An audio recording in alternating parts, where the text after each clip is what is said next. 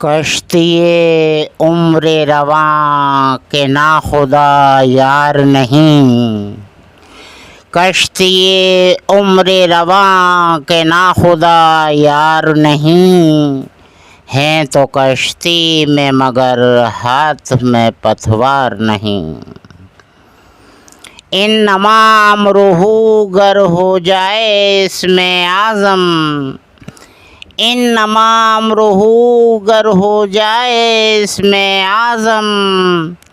تو کن فیکون تو کبھی دشوار نہیں، کشتی عمر رواں کے ناخدا یار نہیں۔ نحمدہ ونصلی علی رسولہ الکریم، اما بعد، اعوذ باللہ من الشیطان الرجیم، بسم اللہ الرحمن الرحیم۔ کہ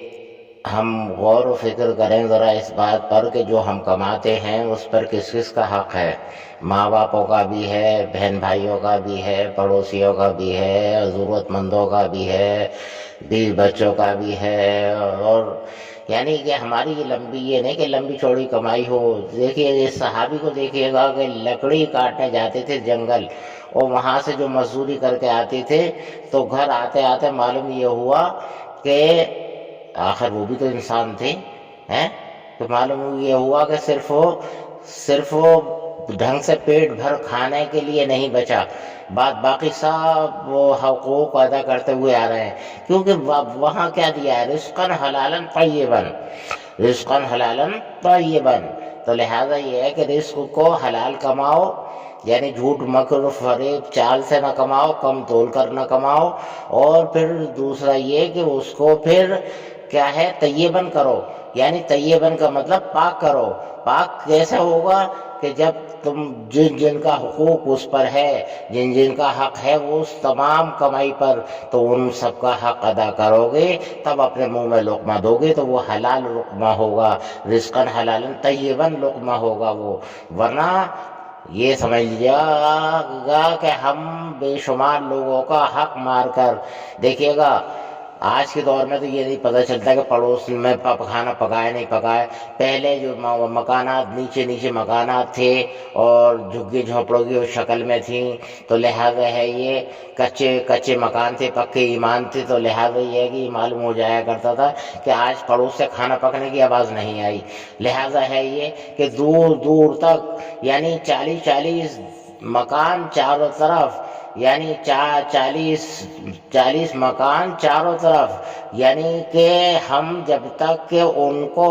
نہ یہ تلاش کر لیں کہ کوئی بھوکا تو نہیں ہے ان میں سے، کہ ہم اپنا پیٹ بھر لیں اور ان میں سے کوئی بھوکا رہ جائے، تو پھر وہ جو ہم اگر پیٹ بھر لیں گے اور ان میں سے کوئی بھوکا رہ گیا تو اس کا حق ہم نے کھایا۔ جی کمائی ہماری ہے، یہ بے شک یہ بات صحیح ہے، کمائی ہماری ہے، ہم نے حلال کمایا ہے، لیکن طیباً جب ہوگا جب کہ وہ حقوق ادا کر دیں گے ہم۔ لہٰذا یہ ہے کہ ہم حقوق ادا کرنے میں آج کے دور میں بہت پیچھے ہوتے جا رہے ہیں، لہٰذا حشر کے دن کے لیے بہت بڑے گرفت میں آتے جا رہے ہیں۔ لہٰذا یہ ہے کہ وہ لوگ ہولناک دن میں ہم کیسے مطلب یہ ہے کہ حساب کتاب دیں گے کہ کس کس کا حق ہم نے مار کے اور کھا لیا۔ ایک حق مارنا وہ ہوتا ہے کہ دوسرے کی چیز کو ہم نے کھا لیا، ایک یہ کہ جو ہم نے خود کمایا ہے وہ اس پر دوسرے کا حق ہے، یعنی کہ ہمارے ماں باپ اور بہن بھائی اور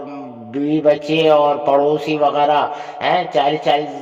گھر تک ہر سمت پڑوس مانی جاتی ہے۔ لہٰذا ہے یہ کہ رزقاً حلالاً طیباً کر ہم اس کو کھائیں تب تو بہتر ہے، ورنہ خسارہ ہے۔ ہم خسارے سے اللہ تعالی ہم کو بچائے اور آج بہتر اعمال کی توفیق عطا فرمائے کہ ہم حلال کمائیں اور طیباً کر جب لقمہ منہ میں رکھیں اپنے،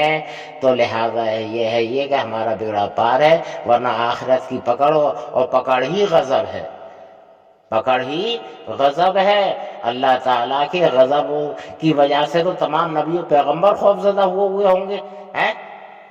ارے تمام نبی و پیغمبروں اللہ تعالیٰ کے غضب کی وجہ سے روز محشر خوف زدہ ہوئے ہوں گے، اور ہم جبکہ وہ معصوم ہیں، بخشے بخشائے ہیں، اور ہمیں دیکھو کہ ہم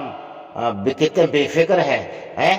بس صرف اپنی مستی سے مطلب ہے اور کسی سے ہمیں کوئی مطلب نہیں. لہٰذا یہ ہے کہ یہ ذمہ داریاں ہمیں دی گئی ہیں، ان ذمہ داریوں کو ہم صحیح سے نبھائیں گے تب تو ہمارا بیڑا پار ہوگا، ورنہ ہم غضب میں آئیں گے، اور غضب سے اللہ کے کون بچا سکتا ہے. یہ تو لہذا یہ ہے کہ ہمیں جو تدبیریں دیے، ہمیں جو احکام دیے ہیں، ہمیں جو حکم دیے ہیں، حضور صلی اللہ علیہ وسلم نے جو